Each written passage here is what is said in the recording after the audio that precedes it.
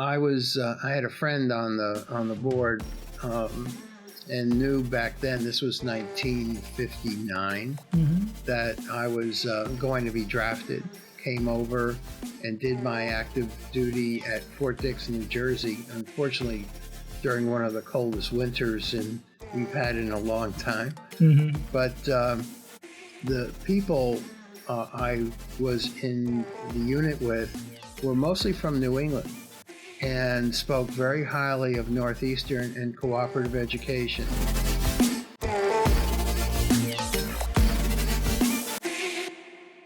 Welcome to the International Business Today podcast. As you know, perhaps from previous visits, we try to introduce current topics in international business that matter to managers, to students, and to academics. And we hope that you find today's conversation useful in terms of thinking about international entrepreneurship. My guest today is Fred Brodsky. He's an entrepreneur. He was a former top management executive. He's a philanthropist, an environmentalist, an educator, an immensely curious man, and a great benefactor to both Northeastern University and many other educational institutions. Fred, welcome to the podcast. I should also mention that Fred has been on the board of trustees of Northeastern University and then as an overseer for the university. And he's now Trustee Emeritus. Great. So Fred, I'm delighted to have you here. And we're going to be talking about your career as an entrepreneur. It's nice to see you, Rami. So I want to start from the beginning. When you were young, you worked a great deal for your father in his bakery. You worked at a family friend's factory in New York, I think it was. You worked at the local swimming club, at an industrial warehouse where most of the other co-workers were unionized Teamster employees, as a toll booth collector. So how did these early work stints affect you and prepare you to become a businessman someday? It gave me an insight into a lot of different operations. Being a toll collector was a waiting period for me to be sent to France and work with my uncle in Paris and Aix-en-Provence. After being dismissed from Rutgers University. But the other experiences really was a small part of what I call cultural agility, the buzzword now, and really helped me to adapt myself to the French culture when I arrived in Paris and knew nothing of the French language. Yes, that must have been quite a shock to go to meet your uncle and be assigned to work in Paris and then in Aix-en-Provence. Correct. And then you even got sent to England, I believe, to Matlock to work in one of the English with the English suppliers. Peyton's and Baldwin's Mills. My uncle's factory in Aix was supplying camel hair and cashmere to Peyton's and Baldwin's to combine with English wool for manufacturing high-quality sweater yarns. So, yes, I went and I lived in Matlock in Derbyshire for a month with the general manager of the Peyton's and Baldwin's Mills there. It was delightful. And you got to see a little bit of how the English and the French might be very different in some ways from each other. A lot different, yes. And then when you came back, you joined the Army Reserve. Correct. And military experiences are not that common these days for college students and for entrepreneurs. So how did that shape you, or what were some of the lessons you took away by being in the military for some period of time? It was a great transition. I had a friend on the board and knew back then, this was 1959, that I was going to be drafted. So it was a choice of waiting to be drafted or to join the Army Reserves. And so I chose to do that, came over and did my active duty at Fort Dix, New Jersey. Unfortunately, during one of the coldest winters we've had in a long time. But the people I was in the unit with were mostly from New England and spoke very highly of Northeastern and cooperative education. It was also interesting, I think, that we would spend a lot of time talking about Atlas Shrugged and Ayn Rand. What I learned from that whole experience was that education is really critical to your future happiness and success.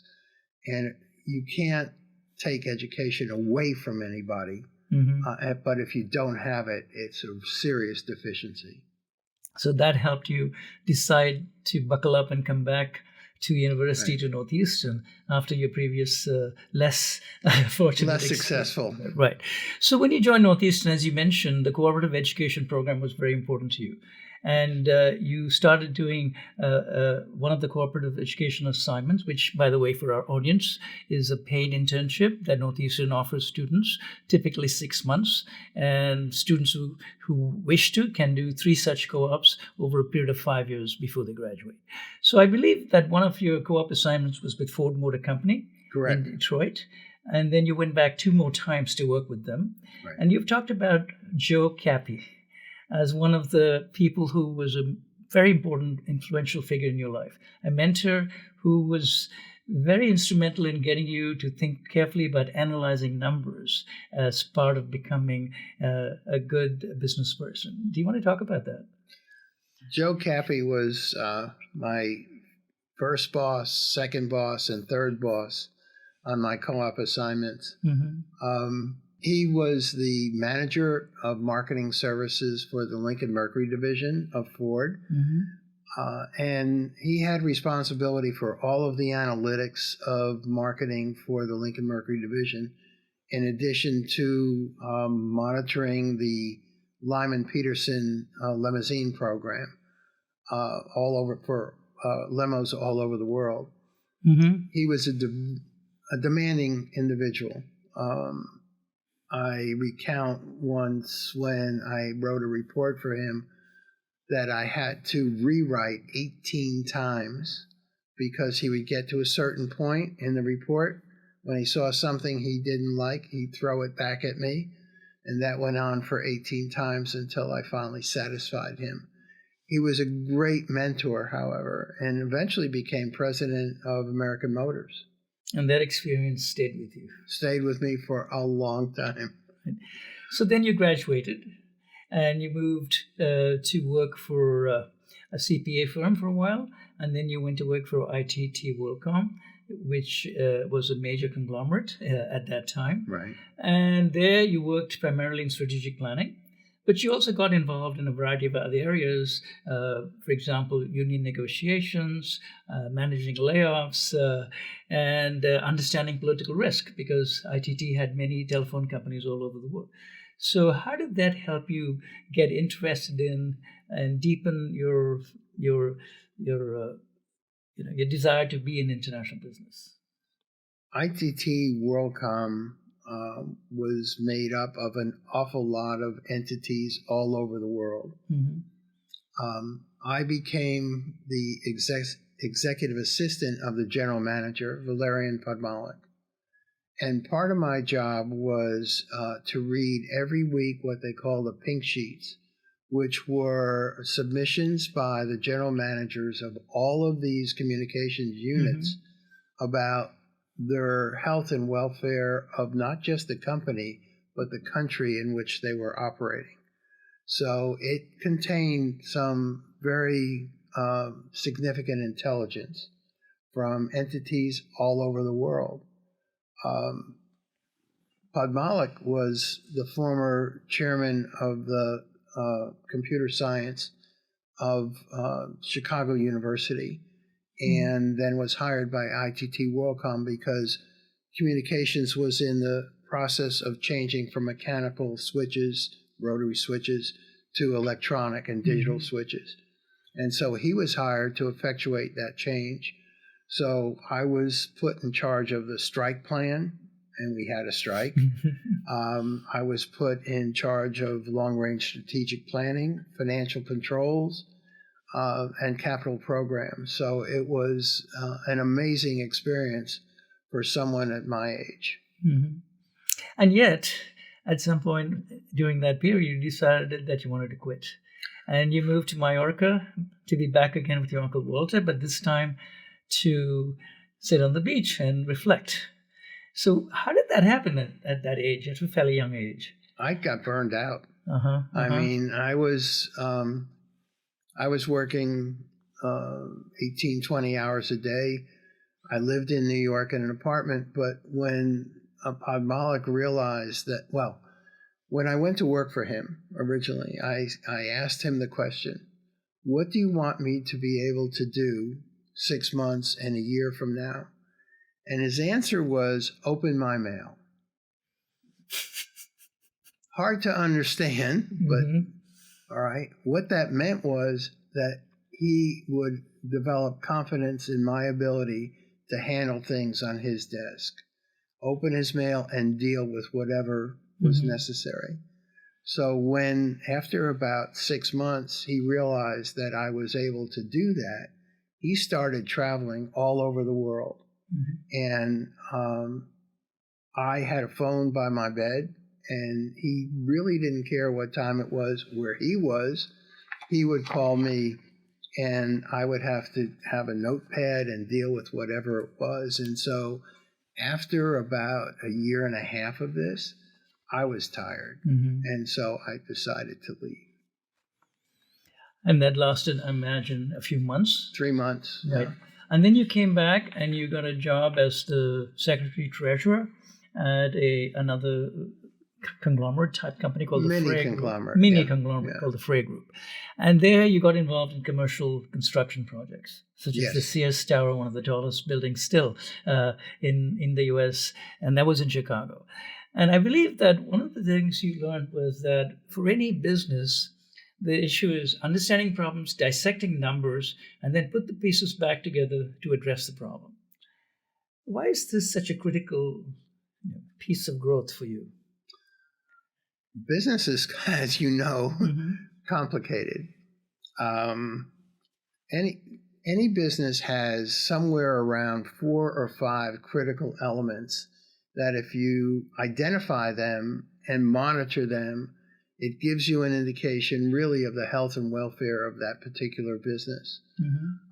And so working with numbers and understanding what the situation was with Morse Diesel, where I was secretary treasurer, was a significant, it gave me significant insight, because when I got there, they were building $500 million a year all over the United States, and consulting on Tour Montparnasse in Paris, and the Opera Building in Sydney, Australia. And it was a great company. It is a great company.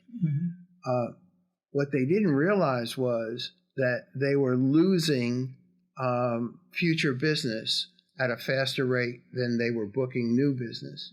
So I did a schedule showing what that loss was and when they would run out of business, which was a year and a half to 18 months out. They didn't believe that was accurate. They'd say, oh, we'll make it up. Well, they didn't.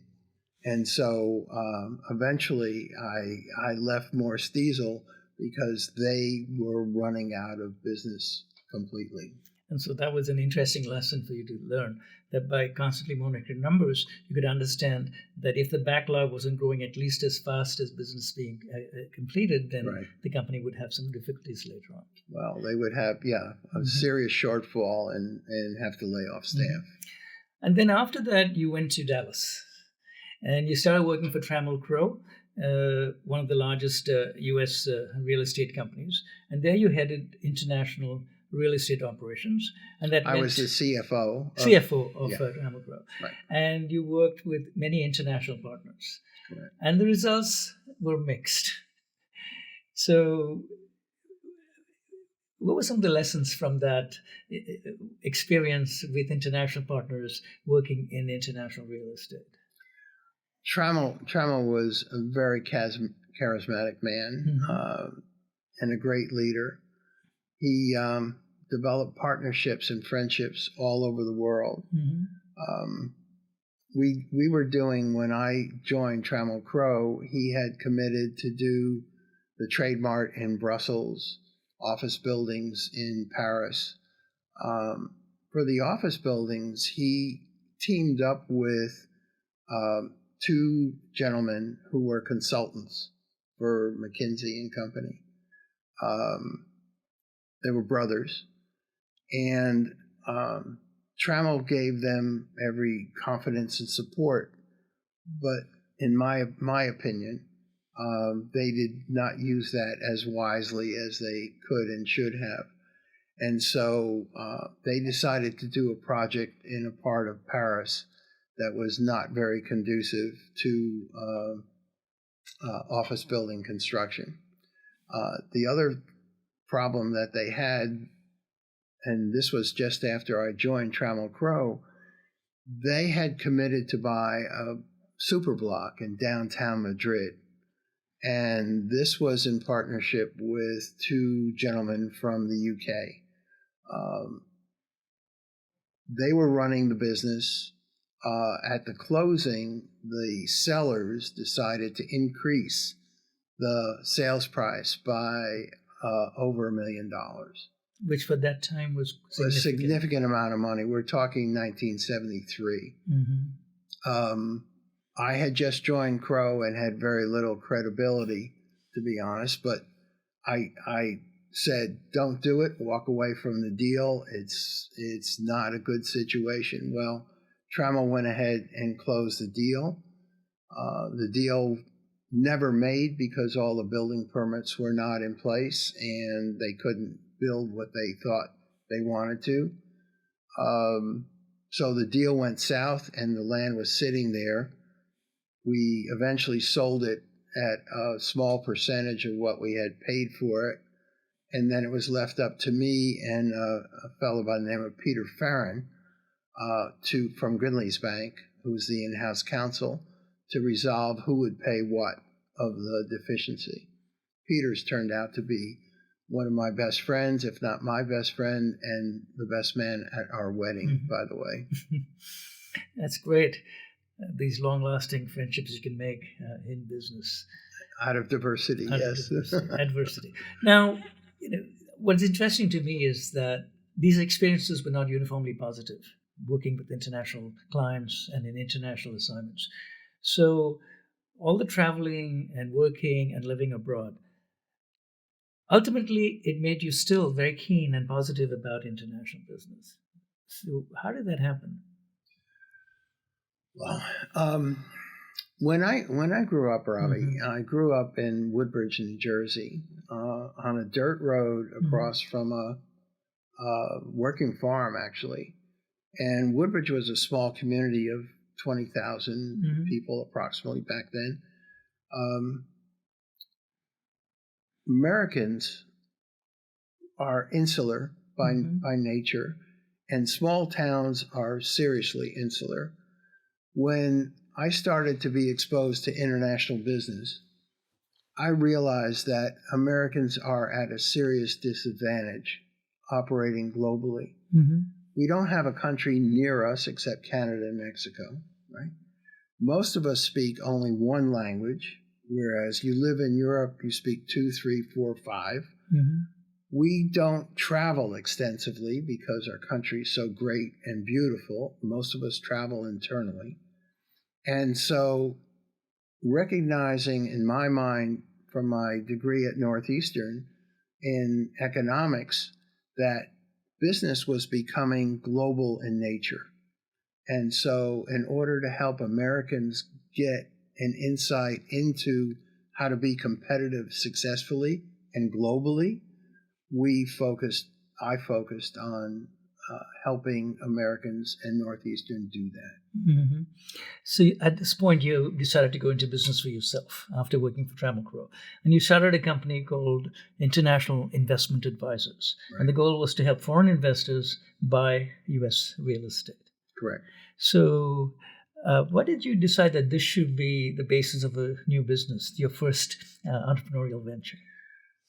We all work very, very hard. Mm-hmm. So the challenge is, if you're going to have a balance in your life, you have to do something that you really enjoy doing. Well, I enjoy traveling, meeting interesting people, drinking good wine, and enjoying good food.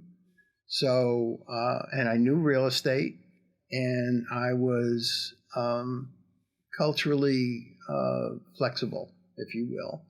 So I put those together as resources and said, this is something that I can do. Mm-hmm. Now, you said, what goes up must come down. Yes. And in the mid-'80s, there was a savings and loan crisis, and there was a real estate crisis also. And that puts your business into fairly difficult situation. And you ultimately came out of it, and I believe your wife, Darla, was one of the most important people in advising you and helping you get through that crisis. And how important is that ability in an entrepreneurial setup to know that if there's bad times, it is possible to get through them and come out whole on the other side with the help of someone, perhaps your lifelong mate, such as Darla? Well, I'm not sure anybody really knows that till you have to do it, Ravi. Right. The fact of the matter is, Darla helped me to an incredible extent survive. I went in, I anticipated that there was going to be a downturn. And back then I had more than $10 million cash in reserve. But I had a significant amount of debt that I was obligated to pay. That $10 million didn't last very long. Mm-hmm.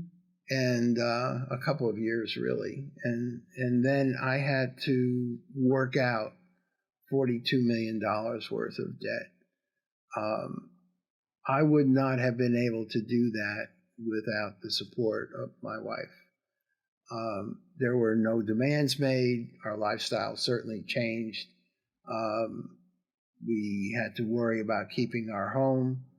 But I had all the support that I needed from Darla in helping me both in the business and making sure that I wasn't going off the rails while all this was going on. Mm-hmm. And a key element there was negotiations to sell a critical piece of land that I kept at the north entrance to DFW Airport and with the Mills Group. And so they came and they wanted to put a mall there. It was a beautiful piece of land, a great piece of land. And the negotiations went on for 7 or 8 months. It wouldn't have been successful if Darla had put any pressure on me other than support what I was doing and how I was negotiating the deal. Ultimately, we sold the land, paid off everybody who I owed money to, and then 5 years later, we decided to retire. Now, the world has changed a great deal. The world somehow today has much more political tensions. The rivalry between U.S. and China has built up enormously, and there's more regionalization, protectionism, both in the U.S. and elsewhere. So do you still think of international business as an attractive direction for entrepreneurs and for managers and for American business, U.S. business? I do. Mm-hmm. There's no way the U.S. is going to be successful being an isolationist country at all. Relationships are changing. I mean, you mentioned China now linking up with India and Russia in particular. There are going to be different regional economic sources that we're going to have to cultivate more than we have now. But the person who has to do that has to be culturally sensitive and adept. You can't go into those types of situations being naive and not being aware of the other values. If you use your own bias to try to solve a situation or negotiate a situation, you're not going to be very successful. You have to use the values of the people you're dealing with and understand those, and then you can make an impact and negotiate a deal. Yeah. Now, you just mentioned retirement, and you decided you would no longer be the principal investor in a real estate deal. Was that a difficult decision to walk away from something you've loved doing and that was very much, a part of yourself? Great question. I am a deal junkie, and I did miss very much negotiating the deals, which were very stimulating. I miss interacting with the people who I was negotiating the deals with, too, by the way. But ultimately, we replaced those interactions with philanthropy and started our own foundation, which we protect the environment and marine mammals and birds of prey and carnivores. And then I'm on the executive committee of the Coast Guard Foundation. Although I was in the Army, we're boaters and we're blue water cruisers. And I have every respect for the men and women of our Coast Guard. They do an incredible job. I absolutely think that's marvelous that once you retired, you decided to think more deeply about philanthropy. And as you said, you've education is one of your principal interests, not just Northeastern, but Southern Methodist University, the University of Michigan, where you got your MBA, the U.S. Coast Guard Foundation, and you also mentioned your interest in environmentalism. You said it's awesome to be licked by a lion, which I thought was an amazing phrase, and I'm sure our audience is thinking, what does he mean? Awesome to be licked by a lion? You want to tell us that story? Yeah, it's one of the most poignant things that have happened in my life. There was an article in the Dallas Morning News that 5 lions in a zoo in Mexico City, the thing was the San Juan de Aragon Zoo, were going to be euthanized because the zoo had no space for them and they were kept in quarantine cages. So I didn't think that was right. We had good friends at the time who were with American Airlines, senior vice president of sales, and we had a friend who was chairman of Chase Bank in Dallas. We had some other friends who were in the transportation of animals for Siegfried and Roy, and had relationships with the Bronx Zoo. So I put a team together, basically American Airlines, Chase Bank, Kathy Travers, and American gave us their PR agency, and I was on the board of the Dallas Zoo, and so we sent the vet of the Dallas Zoo down to examine the lions. Unfortunately, 2 had to be euthanized. They were in such bad shape. The other 3, we found a sanctuary for, and ultimately raised the money to build 3 enclosures for them. American, God bless, deviated a DC-10 to Mexico to transport them to Texas. Jim Wright, who was a former Speaker of the House, wrote me a note that saved us because in Mexico we were held up at the airport for paperwork not properly completed. He gave me a number to call when that happened. And so we had to do that. The lions were boarded on the plane, flown to a sanctuary. And as they were let loose, El Negro was one, Rocky, and there was a third. One came up to the fence, and I put my hand like this, and I got licked. And it was like a thank you. It was amazing. And El Canelo. Okay. Now, how did the environment become so important? Was it because of sailing, the fact that the challenge, being on the water, being able to make a boat do what you do, was that one of the formative influences in making you an environmentalist in today's terminology? I was the avid reader of Doolittle's books. Oh, yes, Dr. Right. Doolittle, that's Yeah, right. and speaking to the animals and all of that. So we when we grew up, we had chickens, ducks, all kinds of animals, dogs, cats, birds. My dad loved parakeets, so we had over 50 parakeets. I just enjoy animals. I think they're something very, very special, each and every one of them. I had 2 cats that I picked up on the street in New York City and brought to Texas with me. Now, you've been a leader of men in all these different businesses, and you've always talked about leaders. You said leaders should be challenged, and often leaders have strong egos and they get surrounded by yes men. So how did you come to the conclusion that to be a leader means you must have people around you who challenge you? Well, I would challenge my mentors, and I saw how they reacted. And so when I became a leader and in a leadership position, I tried to hire people who were smarter than I, and I expected them to challenge me. Otherwise, you're only dealing with me and my mistakes, as opposed to someone who brings something to the table and improves me. So leaders who don't get challenged or don't want to be challenged are not really good leaders, in my opinion. And do you think this varies across cultures? Since you've been exposed to so many cultures, have you felt the same perception that leaders in other cultures also are willing to put themselves in that position? Not usually, because of their egos, and especially today in politics. Leaders don't want to be challenged because it's a sign of weakness. I don't think it is. I think it's a sign of strength to be able to put forward your position and justify it. And if you can't do that, then you need to change your position. And I would imagine being challenged also leads to better decisions. I would hope so. I would think so.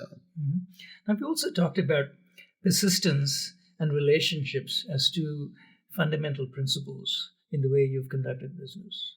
Do you want to tell me a little bit more about why you came across or settled on those two as key principles for you, persistence and relationships?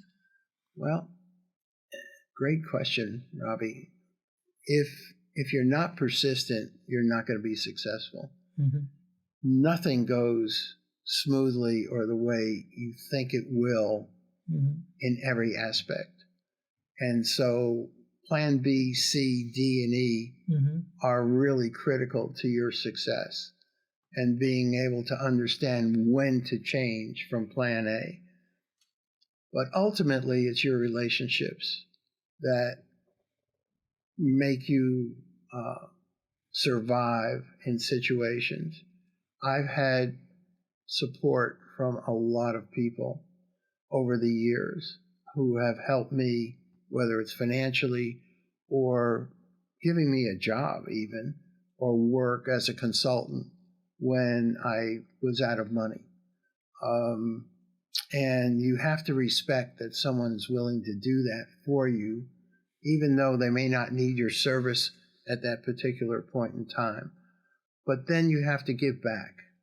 And that's what we enjoy, my wife and I, at Northeastern University. I came here, as I mentioned, after being thrown out of Rutgers, basically, with no money. I became a Trevally scholar and then went to Michigan for my MBA, which I got in under a year. But I had no money there, and I ran out of money halfway through my MBA. I contacted Trevally, Oliver Andrews, who was the administrator at the time, and I said, I need $2,000 to complete my MBA. I got it the next week. So when I was working, I called Oliver and I asked, I want to repay the $2,000. I have the money for you. You keep it, and you do the same thing. Mm-hmm. And so we've taken that to heart. So pay it forward. Yes. Exactly. Good.